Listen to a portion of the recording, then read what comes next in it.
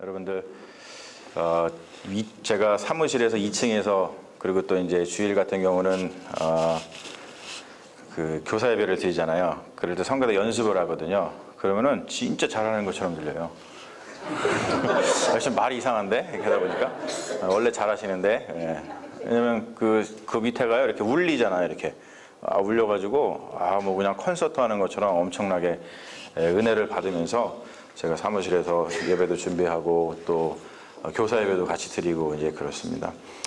너무나 감사하고 여러분 그 주보 글을 좀 늘 참고를 많이 해주시면 좋겠어요. 이 주보는 그냥 막 이렇게 만드는 게 아니고 오늘 다 예배와 관련된 글들을 다 싣고 그러기 때문에 이걸 보시면은 예배의 진행 상황 그리고 예배의 말씀의 어떠한 보충 자료 뭐 이런 것들 다 되어 있기 때문에 여러분들이 잘 활용을 해주셨으면 좋겠습니다.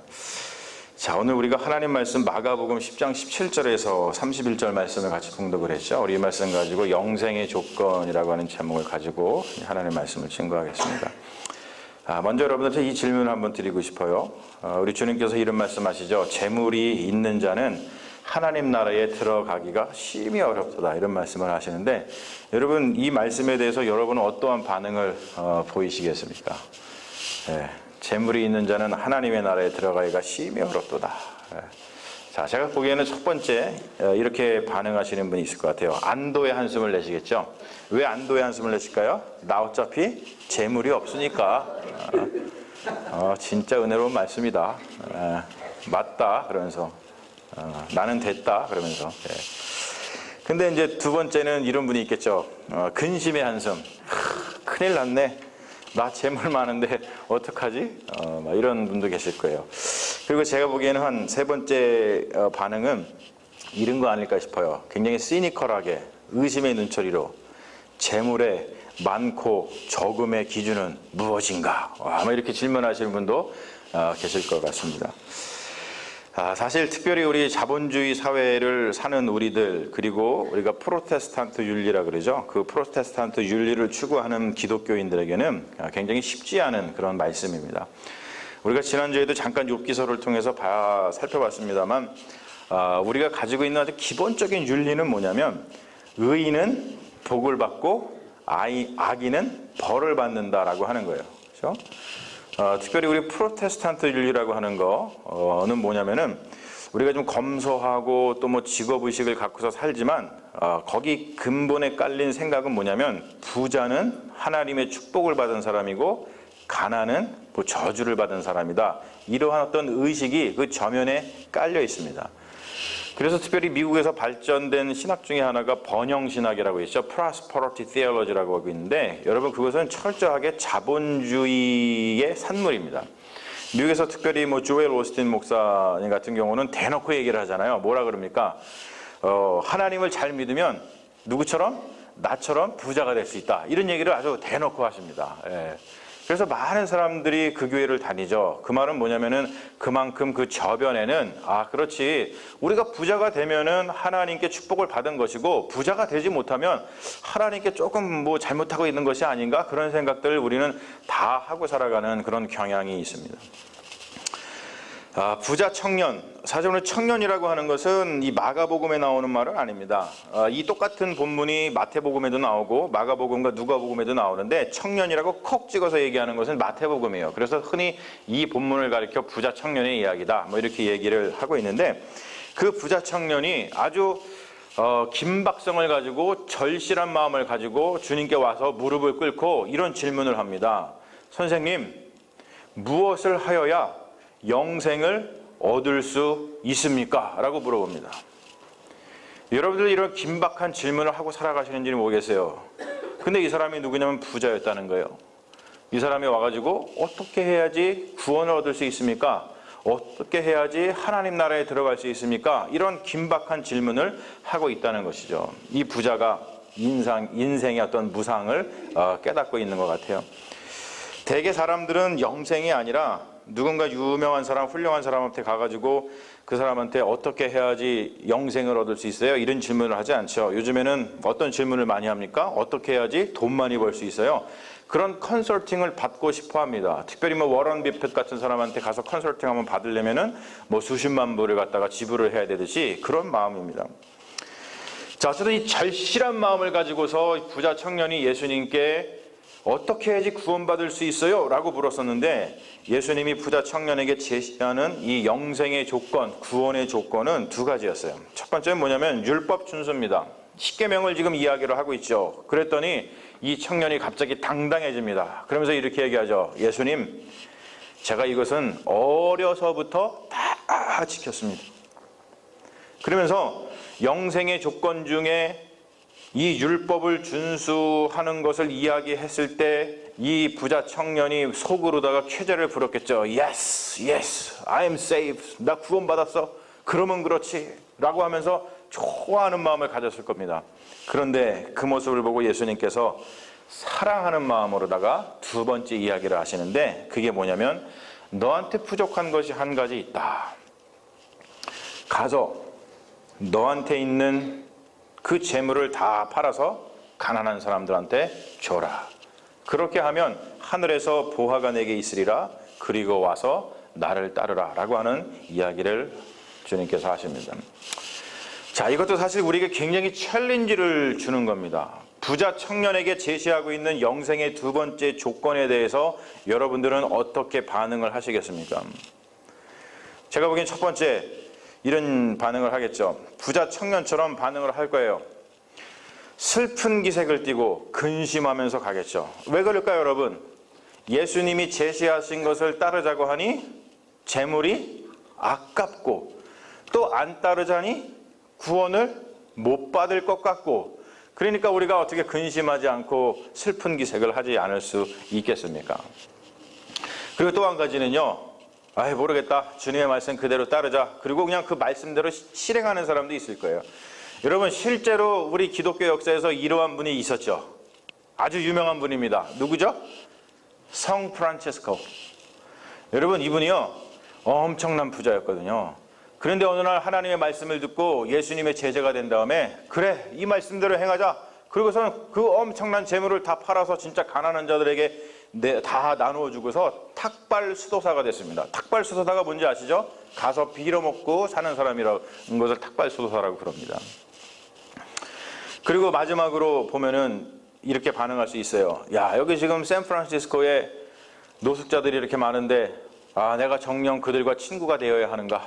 라고 하면서 여러 가지 고민에 휩싸이는 분이 계실 것 같습니다. 부자 청년을 통한 교훈을 예수님께서 제자들에게 주시면서 이런 말씀을 하십니다.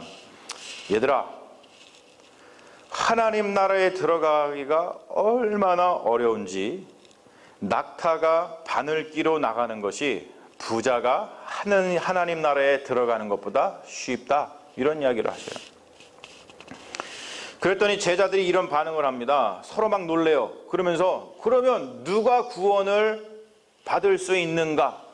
여러분 이들이 이렇게 지금 누가 구원을 받을 수 있는가라면서 서로 놀라는 이유는 뭐냐면 아무도 우리가 이 재물 숭배, 재물에서부터 자유롭지 못하다는 뜻입니다. 우리는 다 어느 정도 다 재물에 빚을 지고 살고 재물이 없으면 못 살고 또 재물 숭배의 어떤 그런 마음이 뺏기는 것이 우리에겐 다 있다는 그런 뜻이죠. 여러분 그렇다면 오늘 말씀이 우리에게 주는 챌린지가 무엇인가? 여러분 무엇이 문제입니까? 오늘 말씀을 잘못 오해하면 안 되죠. 청빈, 가난, 무소유의 삶이 아주 절대적인 가치를 지닌다. 우리 모두가 다 그렇게 살아야 된다. 그것만이 진짜 인생이야. 라는 것을 주님께서 말씀하시는 것은 아닙니다. 여러분 왜냐하면 만약에 그렇게 되면 성경에 나오는 모든 신앙의 선조들은 구원받은 사람이 한 명도 없어요. 우리가 잘 알고 있는 아브라함이라든지 이삭이라든지 야곱 같은 사람은 다 가난한 사람들이었습니까? 아닙니다. 다 하나님의 은혜를 받아가지고 부자로 살았던 사람들이에요. 그런데 그들은 하나님께 은혜를 받고 구원받은 사람이라고 우리 성경은 증거하고 있죠. 그러면 도대체 뭔가? 여러분 잘 들으십시오. 뭐가 문제냐면 지금 예수님께서 우리에게 챌린지하고 있는 것이 뭐냐면 재물에 종속되는 그 삶의 태도의 문제를 제기하시는 겁니다. 물신 숭배로 인해서 오는 인간성의 파괴 또는 영혼의 파괴, 그것을 지금 예수님께서 말씀하고 계세요. 재물에 종속된 삶을 사는 사람, 재물의 영혼을 빼앗긴 사람은 하나님 나라에 들어갈 수가 없습니다. 사실 여러분, 이 말은 자본주의 사회를 살아가고 있는 우리들이 정말로 경계해야 할, 그리고 귀담아야 할 그러한 말씀입니다. 우리는 너무나도 쉽게 물신 숭배, 재물의 마음을 빼앗기는 것에 너무 쉽게 노출이 되어 있습니다. 여기에 빠진 사람은 이미 삶을 지옥처럼 살아갑니다. 왜냐하면 재물에 지배당한 영혼은 자기 삶의 모든 과정을 돈의 관계로 엮어버리기 때문에 그렇습니다. 다른 말로 해서 돈과 관계가 없는 일에는 절대 마음을 주지도 않고 관심을 갖지도 않는다는 거예요. 자본주의의 가장 큰 문제점이 뭡니까? 돈이 안 되면, 즉 그 존재가, 어떠한 존재가 있는데 그 존재가 자본, 돈을 창출하지 않으면 존재로 취급하지 않아요. 상품성이라고 얘기를 하죠. 상품성이 없으면 존재 가치가 없습니다. 그래서 요즘 사람들은 자기 자신의 상품의 가치를 올리고 홍보하니라 안달이지 않습니까?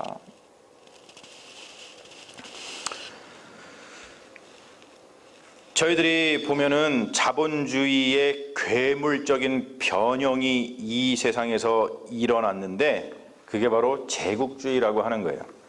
이게 19세기에 일어났죠. 인류 문명이 괴물로 변했어요. 그러한 세기입니다. 19세기가. 힘 있는 나라가 자본을 증식시키기 위해서 제국주의의 방식을 취해가지고 힘없는 나라를 침략해가지고 그들의 자본을 자신의 것으로 도둑질하고 탈취를 했어요. 우리나라 같은 경우도 거기에 희생양이 아니었습니까? 정말로 힘든 게 뭐냐면, 여러분, 재물의 종속이 되면 괴물이 탄생합니다. 재물이 종속하면 되면 괴물이 탄생한다는 거예요. 여러분들, 이게 지금 제가 막 자본주의 얘기하고 제국주의 막 얘기하니까 조금 이렇게 심각한 얘기를 들으시는 것 같아서 제가 아주 재밌는 여러분들이 잘 아실 만한 것을 통해서 좀 더 얘기를 할까 해요. 미스터 선샤인을 통해서 제가 한번 얘기를 할까 합니다. 여러분, 그 장안의 화제가 되고 있는 드라마는 좀 보세요. 그래야지 말이 통할 거 아니에요, 그렇죠? 오늘도 이제 이 말씀을 들으실 때 미스터 선샤인을 보신 분은 더 은혜가 되겠지만, 미스터 현샤인을 못 보신 분은 은혜가 안 될 텐데, 아무튼 미스터 선샤인이 아니고요, 미스터 현샤인입니다. 제가 바르게 발음하는 거예요. 이거 보신 분들은 아실 거예요. 자, 미스터 선샤인이라고 하는 그 드라마에서 보면은 자본주의에 대한 이야기가 나오죠. 거기 보면은 재물에 종속된 사람들이 왜 괴물이 되는지, 그 괴물의 모습을 우리가 봅니다. 거기에 아주 나쁜 인물이 하나 나오죠. 누구냐면 이완익이라고 하는 인물이 나옵니다. 이완익이라는 인물이 어떤 일을 합니까? 나라를 팔아먹으려고 해요. 왜 그렇습니까? 그 사람이 재물에 종속이 되다 보니까 나라를 팔아먹으려고 하는 거예요. 거기에 이렇게 많은 그 역사적인 그 이야기를 갖다가 정확하게 깊게 하는 건 아니지만, 거기에 보면 이완용이라고 하는 사람도 나오고 을사오적, 정미칠적 뭐 이런 사람들이 나오는데, 여러분, 왜 그들이 나라를 팔아먹었을까요? 왜 그들이 그렇게 나라를 팔아먹는 괴물이 되었을까요? 재물에 종속이 되어서 그렇습니다. 그들이 일본에 협조해서 얻어낸 그 재물이 어마어마하죠. 그래서 지금 한국 사회에서도 문제가 되잖아요. 그들을 환수법을 제정해가지고 뭐 빼앗아야 되느니 말아야 되느니 이런 사회적 문제를 안고 있습니다. 저는요, 그 미스터 선샤인을 갖다가 좀 보면서 가장 마음에 드는 캐릭터가 있었는데요. 그 캐릭터가 누구냐면은 김희성이라고 하는 도련님이에요. 저랑 좀 닮지 않았어요? 그 도련님이? 안 보신 분은 안 웃으시는 거고, 보신 분은 웃으시는 것 같아요, 지금. 자, 그 사람이 했던 대사가 저는 가장 마음에 들더라고요. 뭐라고 대사를 했냐면, 나는 원래 무용하고 아름다운 것들을 좋아하고 별, 꽃, 농담 그런 것들 말이요. 저는 그 얘기를 하는데 너무 마음속에서 정말 동질감을 느끼더라고요. 참 멋있다. 여러분, 미스터 선샤인에서 누가 나라를 구합니까? 보면은 무용하고 아름다운 것들을 좋아하는 사람들이 나라를 구합니다. 거기서 그들을 일컬어서 의병이라고 불러요. 권력을 잡은 자들이 무용한 것, 존재가 없어져야 하는 것들이라고 지칭하고 있는 바로 그들이 나라를 구하는 것을 우리가 볼 수 있다는 거예요. 재물의 영혼을 지배당하면 곳곳에 숨어 있는 하나님의 숨결이 눈에 들어오지 않습니다. 지금 가을이 왔는데 가을 하늘에 숨겨 있는 하나님의 숨결, 저녁 어스름, 풀벌레 소리, 지금 제가 얘기한 별, 꽃, 농담. 저는 꽃을 정말로 좋아하거든요. 근데 여러분, 남자분들 해보셨잖아요. 꽃을 갖다가 와이프한테 한번 갖다 줘보세요. 그러면 쓸데없는데 돈 썼다고 욕 엄청 먹잖아요. 그렇죠? 네. 제가 무용한 걸 좋아한다고 그랬잖아요. 여러분, 제가 꽃 선물하는 거 엄청 좋아하거든요. 제가 혹시 여러분들에게 꽃 선물하면요, 영광으로 하십시오. 왜냐하면 제가 여러분들을 사랑한다는 마음의 표현입니다. 농담, 실없는 말 한번 해보세요. 그러면 정말로 실없는 말 한다고, 돈도 안 되는 말 한다고 엄청 우리가 꼬사리 듣고 삽니다. 제가 집사람한테 뜬금없이 메시지 보낼 때가 참 많이 있는데요. 어느 날 제가 메시지를 하나 보냈어요. 뭐라고 보냈냐면, 나는 다시 태어나면 피아니스트가 될 거야.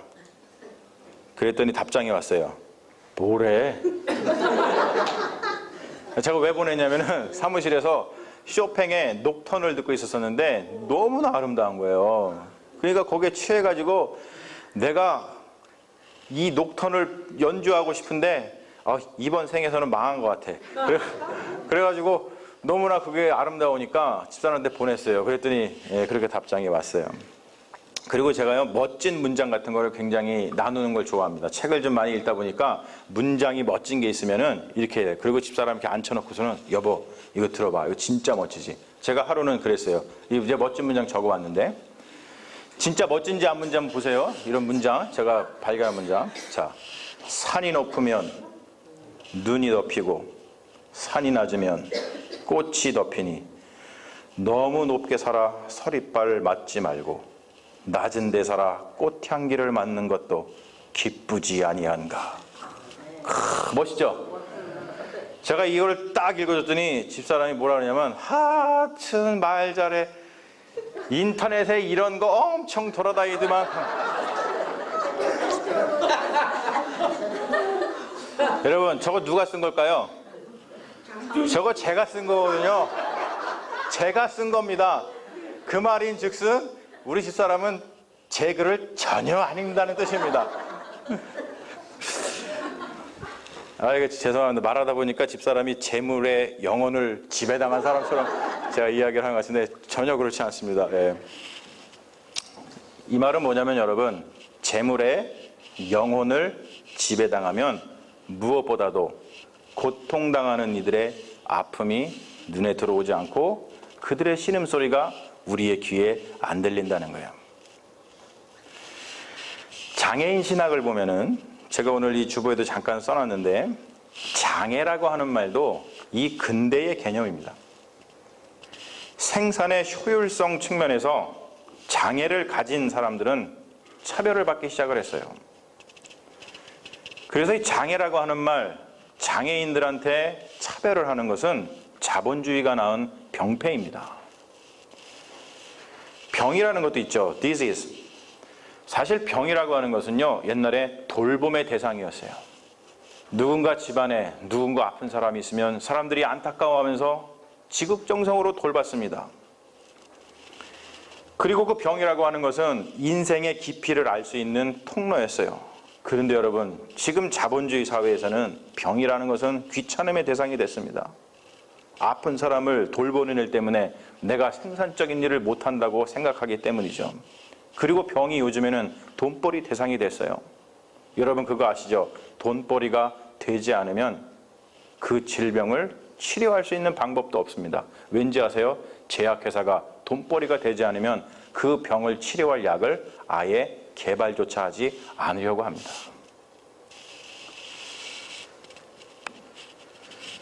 여러분, 이러한 세상 속에서 우리가 구원을 받으려면, 우리의 인간성을 지키려고 하려면 우리가 마음을 빼앗고 있는, 우리의 마음을 빼앗고 있는 그 재물로부터 우리가 우리의 마음을 지킬 수 있어야 되는데, 어떻게 하면 재물의 영혼을 빼앗기지 않는 그러한 삶을 살 수 있을까?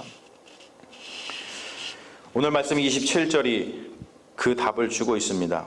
사람으로는 할 수 없으되, 우리는 우리의 힘으로 재물의 영혼을 빼앗기는 일을 우리 스스로 구원할 수 없습니다. 사람의 힘으로는 할 수 없으되 하나님으로는 그렇지 아니하노니 하나님으로서는 다 하실 수 있느니라. 사랑하는 여러분, 하나님으로부터 의롭다라고 인정을 받았다고 하는 사실을 아는 믿음의 사람은 더 이상 돈의 지배를 받지 않습니다. 하나님을 바르게 알고 하나님을 바르게 믿는다는 것은 결국 우리의 영혼을 재물로부터의 종속으로부터 자유롭게 한다는 거예요. 오늘 마지막 말씀, 먼저 된 자와 나중된 자에 대한 이야기가 나오는데, 사실 이 말씀도 엄청 우리가 오해합니다. 아, 먼저 된 자가 나중되고 나중된 자가 먼저 되는구나. 대기만성, 그래, 지금은 내가 뒤처져 있지만 열심을 다하면, 내가 하나님 잘 믿으면 내가 앞서갈 수 있어. 여러분, 이러한 생각을 갖는 것도 자기 성취에 물든 사람들의 왜곡된 성경 해석입니다. 여러분, 제가 질문해 보죠.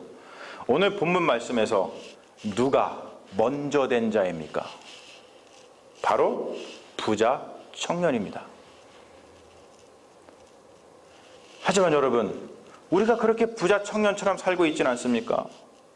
재물의 마음이 빼앗기고 또는 현대 사회의 경쟁에서 이긴 것을 통해서 부여받은 그 부와 찬사, 그것이 곧 구원의 증거인 양, 우리가 그것으로만 기뻐하고 있는 것은 아닙니까?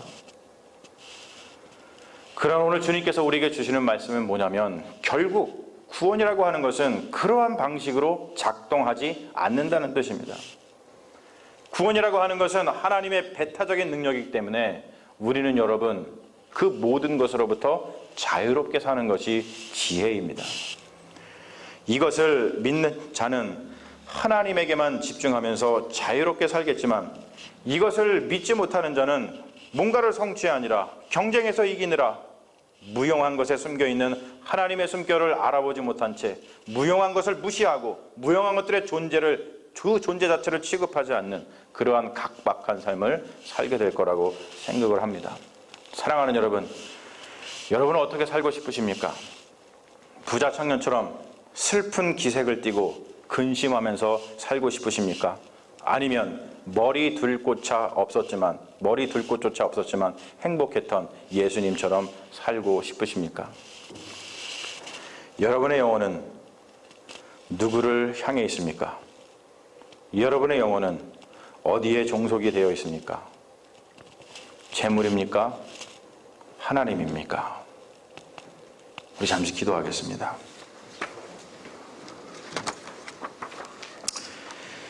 주님, 우리는 재물 때문에 근심해서 돌아간 부자 청년과 다를 바 없습니다. 우리의 영혼이 재물에 매여 있어 영생을 찾는 일에 관심이 없고 고통당하는 자들에게 눈길조차 주지 못하며 삽니다. 재물에게서 영혼을 자유케 하는 일은 우리의 힘으로 되지 아니하고 오직 주님의 능력으로만 가능한 것임을 고백하오니, 주여, 우리의 영혼을 자유케 하옵소서. 그래서 우리의 눈이 무용해 보이지만 주님의 숨결이 담긴 아름다운 것에 머물게 하옵소서. 오직 주님만이 우리의 구원이십니다. 예수님의 이름으로 기도합니다. 아멘.